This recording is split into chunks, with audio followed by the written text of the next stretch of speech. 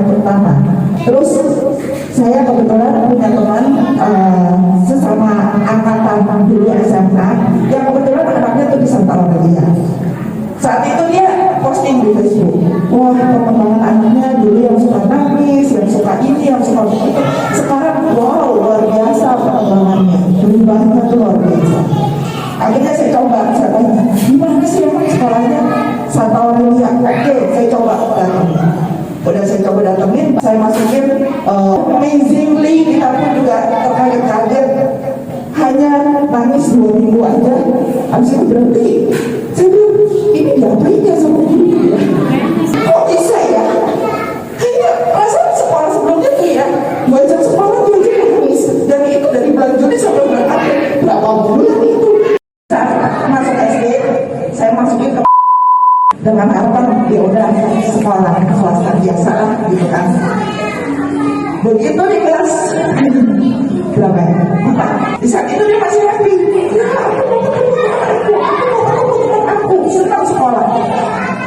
Begitu kelas 4 baru 2 bulan jalan. Ya ampun sih. Kenapa lagi ya? Nangis terus berjalan. Wah ini saya salah lagi. Bukannya saya membiarkan atau apa ya. Maksudnya sekolah yang sebelah sana itu tuh tidak melihat perkembangan anak gitu. Maksudnya bisa nggak bisa, pokoknya pembelajaran jalan terus. Akhirnya saya kembalikan ke SD Aurelia. Dan sekarang anak saya ya saya percayakan lagi ke Aurelia untuk yang besar ini yang saya ada. Itu sih. Dan perkembangannya cukup baik. Saya coba Santa Aurelia, dan waktu itu juga kebetulan Santa Aurelia mau terima anak saya dalam keadaan seperti itu. Karena ini masih mau terima, ngajarin pelan-pelan membentuk karakter, dan ya itu saya sih waktu itu SD saya mau pindahin anak saya kedua namanya Emily. Cuman saya cuma nanya gitu, mau pindahin ke saya cuma nanya, satu kelas berapa orang? 30 orang. Sedangkan Zoom, saya mikir 30 orang kalau ke Zoom gimana ya, apakah bisa fokus gitu kan. Sedangkan sih satu orang cuma 8 atau 9, ya udah ya saya prediksi juga, dan ternyata memang anak-anak sini sama anak-anak sekolah besar tuh pinternya nggak kalah ya.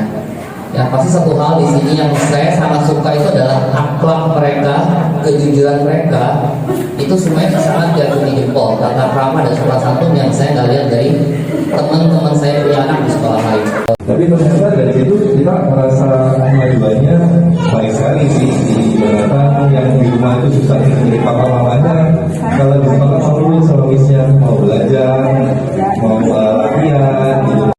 Main sama anak-anak lain gitu. Nah semenjak mulai sekolah, thank you juga buat kesabarannya semua bisnis.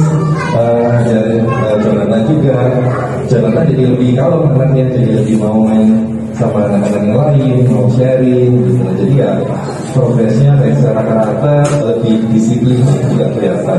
Perkembangannya banyak gitu loh, dan saya merasa bahwa oh iya ya ternyata anak sekolah sama yang nggak sekolah tuh lain gitu. Pada saat 2-3 bulan pertama itu kelihatan banget itu di anak saya bahwa bisa gitu, apa-apa lebih mau coba, lebih nekat, lebih deh gitu daripada sebelumnya di sekolah gitu. Dan saya